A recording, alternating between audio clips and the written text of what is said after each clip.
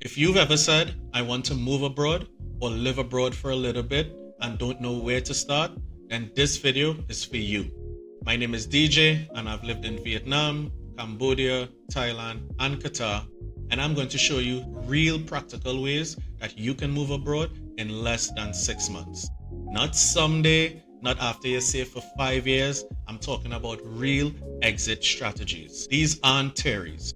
These are things people that I personally know and myself have done over time. And by the end of this video, I'm going to tell you which one I think is the fastest way for you to move abroad right now. Let's go. Number one, teaching abroad. And no, not just English. Teaching is one of the fastest and lowest barriers to move abroad, even if it's not your dream career. This is especially popular in Southeast Asia, but you can also do it in places like Europe and South America.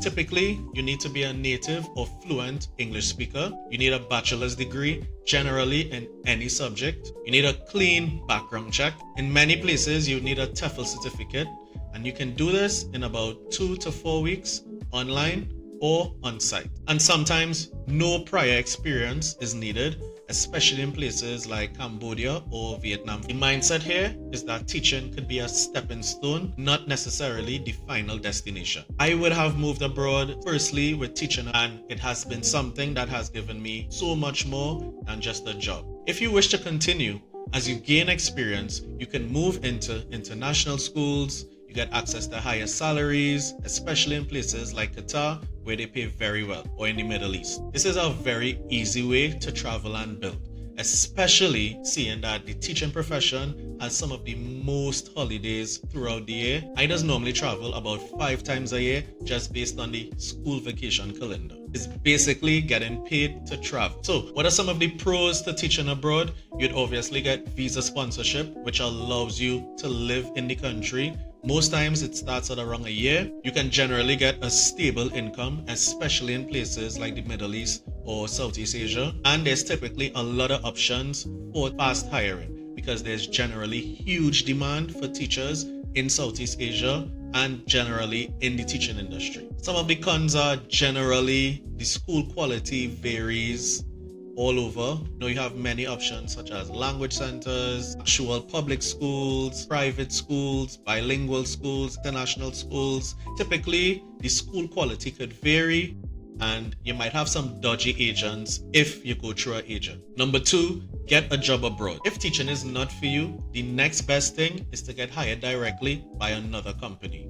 Now, places all over the world aren't just hiring teachers internationally. There are also other jobs that they need teachers for.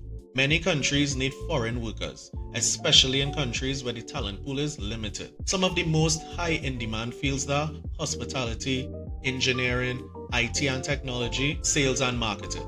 Especially in places like Thailand, Vietnam, Cambodia, and Qatar, these jobs are in high demand all the time, as well as education. Qatar is a great example of a country that recruits internationally. The trick is learning how to translate your existing skills into something employers would understand. Some of the pros, you get higher salaries, it's more career focused, you have long-term options. Some of the cons could be more competition, and sometimes the visa process could be a bit slower. Number 3, internships abroad. Internships are one of the easiest ways to move abroad if you're early in your career or changing direction. Places like Vietnam and Cambodia are ideal because there's a lower cost of living, NGOs and startups are open to foreigners, and there's less competition in places like Europe or the US. You won't get rich doing this, but you will get experience, connections, and the opportunity to travel. Some of the pros to this one, you get to build your resume, you get to network, and you generally get an easier entry process just as teaching abroad would give you. Some of the cons are it is often unpaid and it's generally short term. Number 4, remote work. Remote work gives you freedom, but it's not always instant. If you really have digital skills, things like writing, design, coding,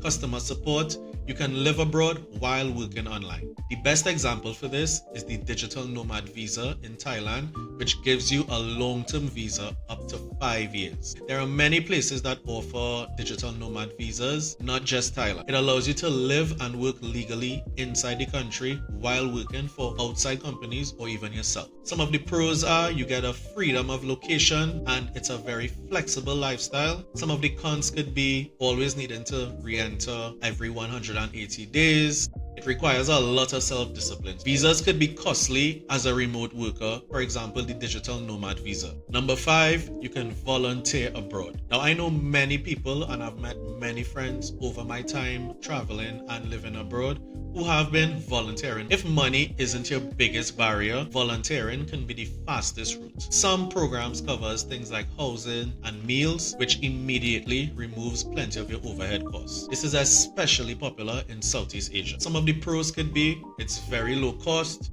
You get to culturally immerse yourself into the culture that you're living in. You also get to build your resume. Some of the cons, you typically don't get a salary. Number 6, au pairing. Au pairing is one of the most structured ways to move abroad. You live with the host family, help with childcare, and in exchange, you receive some housing, meals, a stipend, and you'll probably get a legal visa. I personally know people who's doing this. My sister, for example, does a lot of au pairing, which allows her to travel a lot.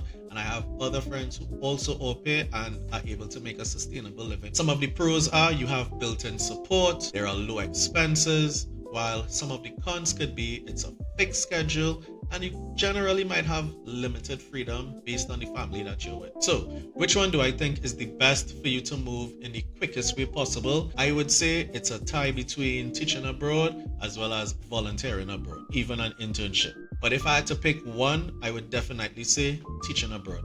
I was able to have this idea, find out about it, and make a move on a one-way ticket in just 6 months. And if I could have done it in that time and I had more information, I'm sure I could have done it in a faster way. So I would suggest that teaching abroad, if it's something that you are interested in, it's something that you should look up, you should research. I would also be giving you some more tips and advice on how you can make this successful move. But if you are looking or interested in any of these other options, I could definitely connect you with the best people who can help make this a reality for you. Moving abroad doesn't require perfection. It requires momentum. If this video helped you, please hit a like and subscribe if you want more real advice about how you can move abroad to Southeast Asia or the Middle East.